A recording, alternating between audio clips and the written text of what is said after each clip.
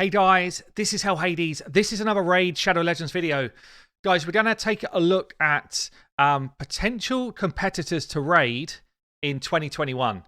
And I've got to say, Raid have had this space kind of pretty easy in the last 12 months. They've got a real competitive advantage over anyone who's been trying to do this Gacha style game, mainly because they deliver great visual. The game concept is fantastic. And they've got huge marketing budgets behind what they do to draw players into their game. So Raid really have been unopposed in this kind of fantasy style Gacha collector game, which is based on high graphic quality and great kind of animations of the champions that are going through the different stages. So what would happen if an actual giant of the gaming world decided to get involved in this space? And don't get me wrong, guys, people will be looking at the performance of Raid and Plarium and saying, wow, they are making bank. They have had 2 years of fantastic financial performance in this space. So people look at that and they're like, how do we try and get involved in that type of profit, but also bring our own spin? Now, Raid know exactly what's going on right now. They don't really have a competitor, and because they don't have a competitor, they can do sneaky things like this. For those who haven't seen this pack yet in game, this is exactly the number of pots you're going to need to ascend all of those epics, which are all the same affinity for this fusion. I already said up front, I feel like it was shady having 4 of the same epics, which all needed the same pots with a very limited amount of time to farm those pots before the fusion runs out. And lo and behold, they throw a pack out, and it's actually relatively cheap for Raid. It's relatively cheap, and I reckon they're going to sell an absolute shed load of these packs. And at one point, I have to sort of say, from a business mind, well done. Well done, Raid. You've got us again. You're going to get yourself another crazy amount of money in the bank. But on the other half, from like a player of the game, it's like you are lucky you don't have rivals, because if you had rivals, this type of act would lose your player base extremely quickly. And I think they might be in for a rude awakening this year. So I don't know if you guys remember, but a few months ago I did a preview of a game which was a Tom Clancy game here called Elite Squad. And Ubisoft game, Tom Clancy kind of genre, and I honestly thought this could be an awesome game in terms of the Gacha style, big brand behind it, and I was really excited to be able to do the preview video and get it out to you guys. However, they did a really poor job at bringing the game into this genre. They didn't really bring anything new. The gameplay was lacking. There wasn't enough interaction from the user to really get it going, and quite honestly, the great kind of intro trailer didn't live up to the actual game. But there are 2 different brands now coming through, which I think Raid should be absolutely fearful of. 2 giants in the gaming world. Riot are huge. Obviously, if anyone's heard of League of Legends, it's basically the biggest game in the world. They recently released a mobile version as well called Wild Rift. And they've got this game in development called Ruined King.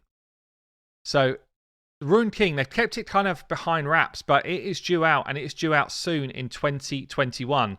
If we take a look at the preview trailer here, you'll see it's got remnants of a Gacha style game and a collector game.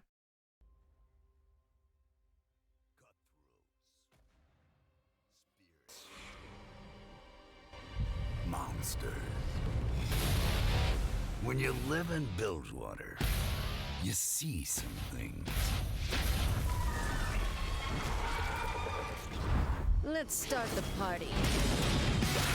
The Queen of Bilgewater, looking to bring order to this twisted town. So if you take a look at the type of gameplay that we're seeing here, it's hidden behind kind of, like cool animation, cool graphics, which Riot do really well. But if you look at the actual gameplay when it's playing out, you'll see that we've got turn-based RPG, and it looks like player versus player here, or player versus PvE here. priestess of the great Kraken, unmoved by fear. This is destiny. Certainly the battle is Gacha style. Whose strength is only eclipsed by his kindness. Feel better now. Turn-based, using abilities. Who preys upon the living. You won't feel a thing ever again. The dishonored soul. So if Riot Games decide to get involved in this genre, we know how huge they are, and they will bring a huge kind of marketing budget and just kind of like a general player base from another space into this world. So this is something, if I was Raid CEO, if I was Plarium CEO, I'd be watching this extremely closely, because really they've been unrivaled. They've had no one else to come into their space and do the same sort of thing. And if we think that Riot Games are big, what about if we then look at another absolute giant who might be talking about this type of thing as well? So we've got BlizzCon coming up on Friday, I think. And, Blizzard, absolutely huge game. World of Warcraft, Hearthstone, to name a few, Call of Duty. They've got an absolute kind of arsenal of amazing games under their belt. And if they've decided that they want to go into this space, again, Raid could well be in huge trouble in terms of a massive competitor coming into this space. So it says here, for years there's been rumours that Blizzard are working on a Warcraft-inspired mobile game. Today, the CEO confirmed there are in fact multiple Warcraft experiences in advanced development. Usually at BlizzCon, they drop one huge bomb. They drop one huge bomb around what's coming, and Diablo's kind of been the focal point around that for the last few years, and the lack of Diablo, I guess. But I honestly think that this is going to be a space where World of Warcraft community kind of get involved. So if I go on to read a bit further down here, we've made multiple mobile free-to-play Warcraft experiences, and they're now in advanced development based on our franchise's beloved IP. Let me just share with you a little bit more. Rumours of a mobile Warcraft game have been around since 2017, when Blizzard posted jobs for a new mobile game seemingly based on the Warcraft franchise. So I think 2017, 3 years on, coming on 4 years on, it's probably about the right sort of timing if they're going to be developing a really strong game. One rumour in 2018 suggested Blizzard were working on a Pokemon Go style AR game. Which, basically fits the same type of genre that Raid would fall into. So, I don't know, guys. It was just I thought it was an interesting one to look into, interesting one to talk about. I'd love to know your thoughts below. What happens if Warcraft, as in Blizzard, or Riot Games get involved in the Raid space? Hopefully, two things. Hopefully, we get an improvement to Raid faster. So when you've got competition, you actually have to match yourself up against that competition and improve. And hopefully it kind of unlocks some new ideas and new players in this space to come in alongside Raid. So personally, I'm genuinely excited because I love the World of Warcraft kind of feel about what they do. I love what Blizzard do with their games. And I also love what Riot do with their games. So absolutely kind of awesome news if the two of them do decide to play in this space. But be great to get your thoughts below. So there you go, guys. If the two of them did come in, would you play any of their games? Yes or no below. Which one would you prefer? Which kind of world do you prefer to live in?